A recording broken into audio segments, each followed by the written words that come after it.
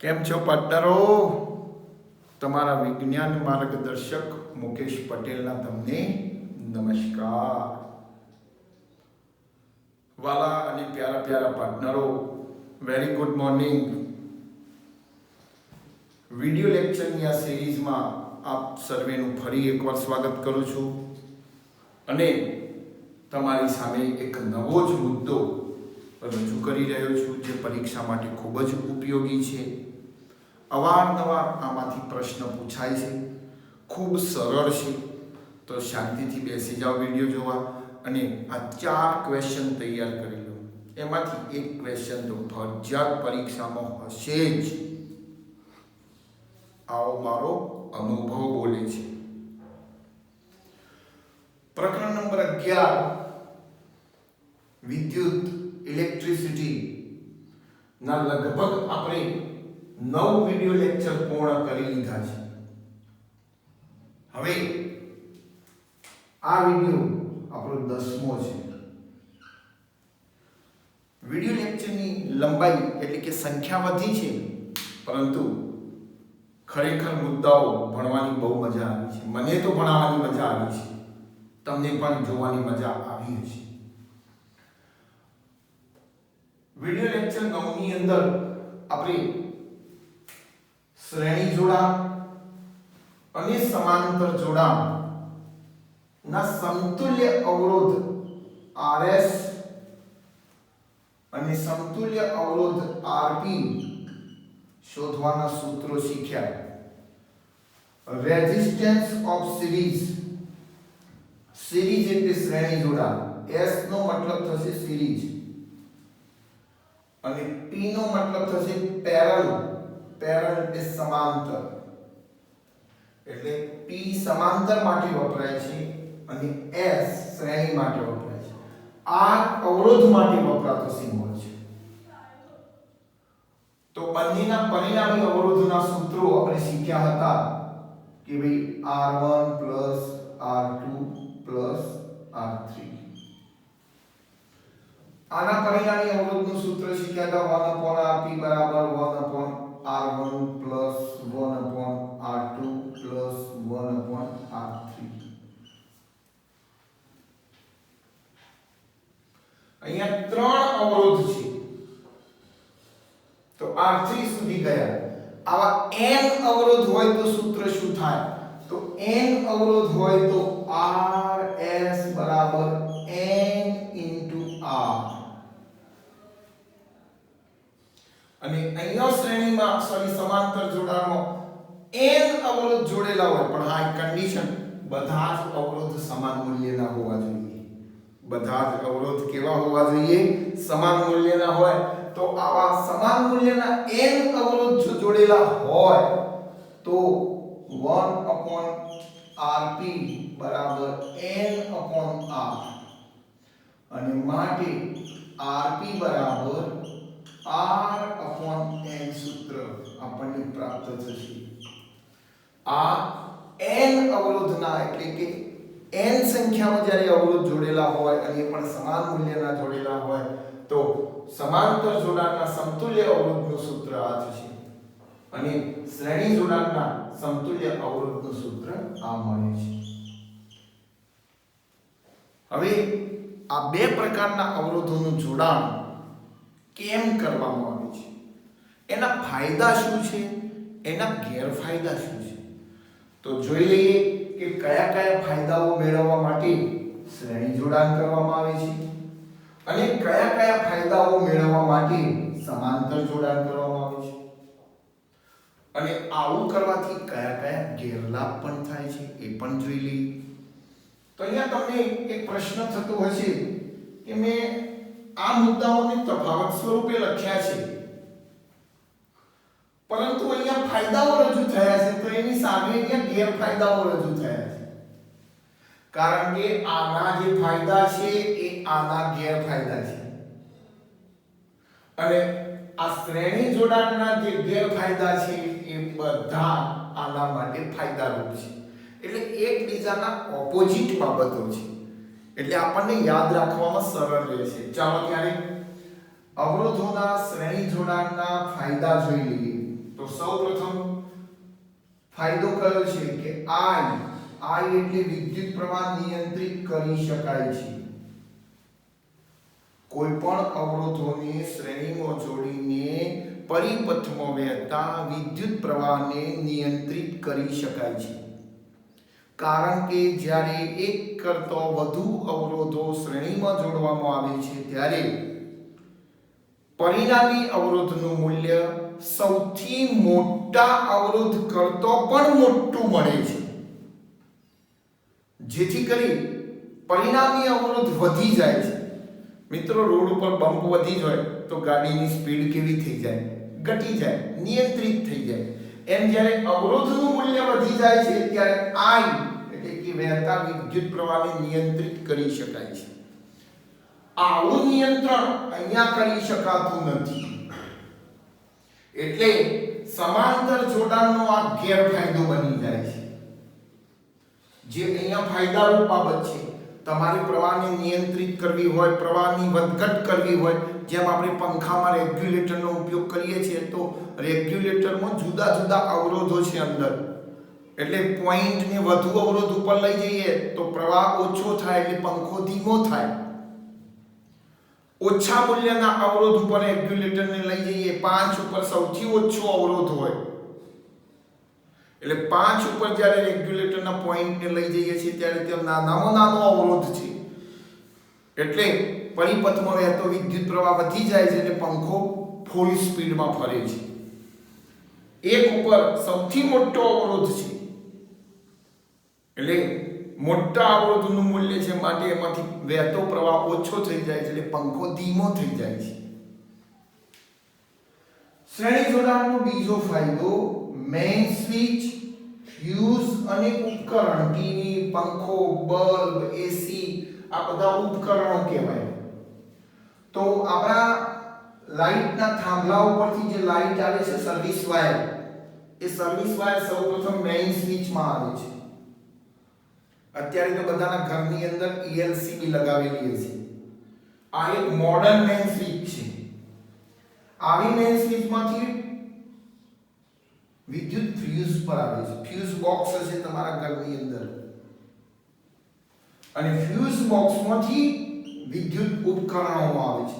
આ બધાને શ્રેણીમાં જોડવામાં આવે છે અને શ્રેણીમાં જોડવાથી કોઈકવાર શોર્ટ સર્કિટ થવાના પ્રશ્નો બને છે. શું થાય છે? Short circuit. શોર્ટ સર્કિટનો મતલબ એવો થાય કે પરિપથમાં વિદ્યુત પ્રવાહ જરૂરિયાત કરતાં વધુ વહેવા લાગે અને આવો વધુ વહેવા લાગે ત્યારે પરિપથમાં એટલે કે વાયરમાં ગરમી પેદા થાય છે અને પરિણામે વાયરો બળી જાય, એના ઇન્સ્યુલેટર બળી જાય એવું બનતું હોય છે. તો આવા સમયમાં શોર્ટ સર્કિટ થાય ત્યારે વધુ ગરમી પેદા થાય એટલે ફ્યુઝની અંદર જે વાયર લગાવેલો છે એ વાયર પીગળી જાય છે અને પરિપથ બ્રેક થઈ જાય છે, તૂટી જાય છે. પરિણામે વિદ્યુત પ્રવાહનું વહન અટકી જાય છે અને ટીવી, ફ્રીજ, એસી, ઓવન જેવા મોંઘા ઉપકરણો બચી જાય છે, બગડતા બચાવી શકાય છે.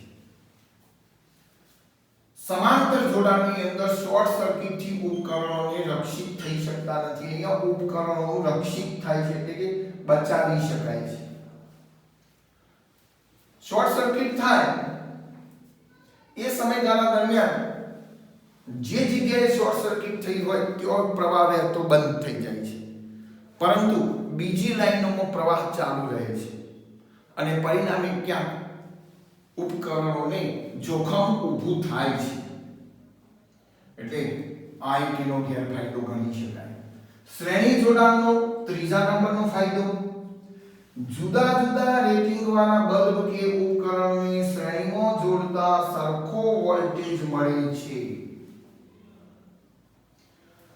220 વોલ્ટેજની લાઈન સાથે આપણા ઘરની અંદર સામાન્ય રીતે 220 વોલ્ટેજનો કરંટ આવે છે. કેટલો? 220 વોલ્ટેજનો કરંટ આવે છે. હવે આપણા ઘરની અંદર આપણે 3 બલ્બ લગાવ્યા. આ ત્રણેય બલ્બ કેવા છે? શ્રેણીમાં. દરેક બલ્બનું રેટિંગ 240 વોલ્ટ 220 વોલ્ટ છે એમ સમજો કે 240 રાખો, ચલો 240 વોલ્ટનું છે, 240 વોલ્ટ.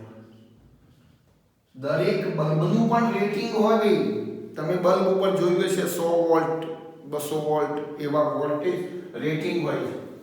તો જ્યારે આમાંથી 200 વોલ્ટનો પ્રવાહ વહે છે ત્યારે શું દરેક ઉપર 240 વોલ્ટેજ ડ્રોપ થાય છે? ના, દરેકને 240 વોલ્ટેજ મળતા નથી. આ બલ્બની જરૂરિયાત કેટલી છે? 240 વોલ્ટેજની. આની જરૂરિયાત કેટલી છે? 240 વોલ્ટેજની. આની જરૂરિયાત પણ કેટલી છે? 240 વોલ્ટેજની. પરંતુ જ્યારે વોલ્ટેજ રહે છે ત્યારે બધાને 240 મળતા નથી. 240 ના 3 ટુકડા થઈ જાય છે. એટલે 80 વોલ્ટેજ જ આમને મળે છે. પરિણામે એમની જરૂરિયાત જેટલા વોલ્ટેજ મળતા નથી. અહીંયા જોવા જઈએ તો સરખો મળે છે એનો ફાયદો પણ છે, પરંતુ 240 વોલ્ટેજનો બલ્બ કે જેને 240 વોલ્ટેજનો વિદ્યુત પ્રવાહ જોઈએ છે એને 80 વોલ્ટેજનો જ મળે છે. એટલે એ પૂરી ક્ષમતાથી પ્રકાશિત થતો નથી. પરિણામે ઝાંખો પ્રકાશિત થાય છે. આ એનો પાછો ગેરફાયદો બની જાય. આ જુઓ, વોલ્ટેજ વહેંચાય છે એટલે પૂર્ણ ક્ષમતાથી કાર્ય થતું નથી. આ એનો ગેરફાયદો પણ બની જાય છે. પણ ફાયદો કઈ રીતે છે? તો ફાયદો એ રીતે છે કે વોલ્ટેજ વહેંચાય છે. એટલે ઘણી વખતે ઓછા વોલ્ટેજ રેટિંગ વાળા ઉપકરણો જોડવાના હોય ત્યારે આ ફાયદારૂપ વાત બની જાય છે. પણ જ્યારે તમે મોટા વોલ્ટેજ રેટિંગ વાળા ઉપકરણો જોડો ત્યારે આ એનો ગેરફાયદો બની જાય છે. અહીંયા માની લો કે 40 વોલ્ટેજના જોડો તો માત્ર 40 ના તો એ પૂર્ણ ક્ષમતાથી પ્રકાશવાના છે. અને 40 ના ને 80 મળશે એટલે એનું આયુષ્ય પણ લાંબુ થશે.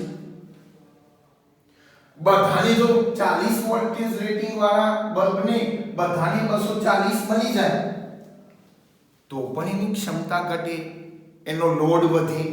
પરિણામે એ બગડી જવાનો, ઉડી જવાનો, ફ્યુઝ થઈ જવાનો પ્રશ્ન રહે છે. એટલે આ ફાયદો પણ છે અને ગેરફાયદો પણ છે. જ્યારે અહીંયા જુદા જુદા રેટિંગ વાળા ઉપકરણોને સમાંતર જોડતો સમાન વોલ્ટેજ મળે. અહીંયા મિત્રો જુઓ, સરખો વોલ્ટેજ મળે છે અને અહીંયા સમાન વોલ્ટેજ મળે છે, જેથી પૂર્ણ ક્ષમતાથી કાર્ય થાય છે. જો આ ત્રણ બલ્બને સમાંતર જોડેલા હોત, કેવા સમાંતર જોડેલા હોત અને સમાંતર જોડી અને એને જો 240 નું વોલ્ટેજ આપવામાં આવ્યા હોત તો બધાને 240 વોલ્ટેજ મળત. અને પરિણામે જો બધા 240 વોલ્ટેજ ના હોત તો દરેકની જરૂરિયાત મુજબ વોલ્ટેજ મળત તો એ પૂર્ણ પ્રકાશિત થાત. તો આનો ફાયદો છે. આપણે ઇન શોર્ટ આટલી યાદ રાખી લઈએ ઝડપથી કે અવરોધોના શ્રેણી જોડાણના ફાયદા. પરીક્ષામાં લખવાનું થાય તો તમારે આ 3 પોઈન્ટ લખી દેવાના કે વિદ્યુત પ્રવાહ નિયંત્રિત કરી શકાય છે, મેઇન સ્વિચ, ફ્યુઝ અને ઉપકરણ શ્રેણીમાં જોડવાથી શોર્ટ સર્કિટથી ઉપકરણ રક્ષિત એટલે કે ઉપકરણોનું રક્ષણ કરી શકાય છે, જુદા જુદા રેટિંગ વાળા બલ્બ કે ઉપકરણને શ્રેણીમાં જોડતો સરખો વોલ્ટેજ મળે છે. આ એના ફાયદા છે.